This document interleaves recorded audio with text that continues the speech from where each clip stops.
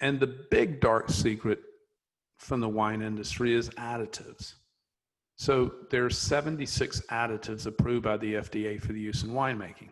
Some of them are natural and some of them are quite toxic, right? But the wine industry spent millions of dollars in lobby money to keep contents labeling off of wine. So wine is the only major food product without a contents label. And the reason it doesn't have a contents label is because they don't want you to know what's really in it. They don't want to have to disclose some of the things and processes and techniques and chemicals and toxins and additives that were used in the winemaking process. And so we believe that there should be an ingredients label and nutritional information on a wine bottle so that you can see, importantly, if you're keto or if you're concerned about cancer prevention or cancer treatment, you want to stay away from sugar if you believe what I believe about most cancers, right? So then, I mean, I believe that the hyperproduction of insulin and high blood glucose is the cause of most chronic illness. Absolutely. Right? Including many cancers. Yeah. Perhaps not all, but many. And so and we've known this since the 1920s, you know, with the Wahlberg effect. I mean, it's also, as you know, if you get an MRI and they're looking at a tumor, they feed you glucose because the tumor will just suck the glucose right up as a food source, as an energy source. Mm-hmm. So anyway, I'm rabidly anti-sugar. I think sugar is the single most widely abused, widely addicted drug on the planet, right? And so that was another thing. I just didn't want to be drinking sugar. And so, you know, we lab test every wine. The only way to know a wine's sugar-free is to lab test it. And so you know, you've got the wine industry kind of keeping these things from transparency from consumers. So what we did was brought quantifications, like we would approach biohacking. We brought quantifications to how wines were grown, quantifications to how they were fermented, and quantifications to our lab testing so that we produce, you know, a quantifiable product. Now that all sounds somewhat data-driven and sciencey, and it is to a degree, but first the wine must be delicious, right? So we're really taste curators.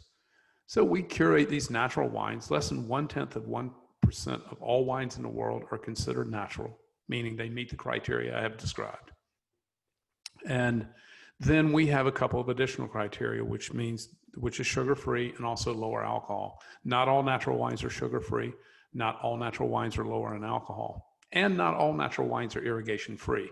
Most are, but not all. So we bring these additional criteria of purity that we believe makes a difference in how you feel and what your experience with wine is. And you've drank our wine, so you probably have some experience with that. Delicious, yes. And regular wine keeps me up at night, and dry farm wines sleep like a baby.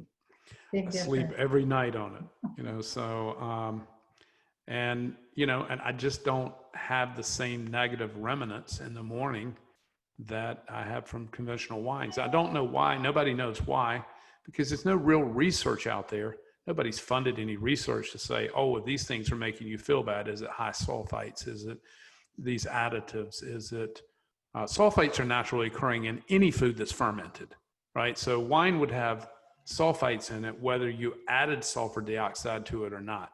So how it becomes high in sulfites is that sulfur dioxide is used to sterilize and preserve the wine in conventional wines. So that's how these high levels of sulfur get in wine, or sulfites as they're known on the bottle.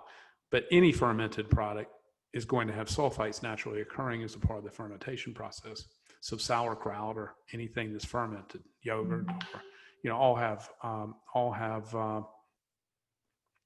sulfites. So we don't know if it's sulfites. We don't know if it's the higher biogenetic amines like histamine and tyramine that are commonly high in commercial wines. We don't know if it's just lowering the alcohol down. No doubt makes a significant difference. It makes a significant difference how you feel when you're drinking. When you're just drinking less alcohol, you know, you just have a lighter, fresher buzz. You're still going to get high, to be sure, right? But it's not the same kind of club over the head that you get from a big, heavy, high alcohol wine.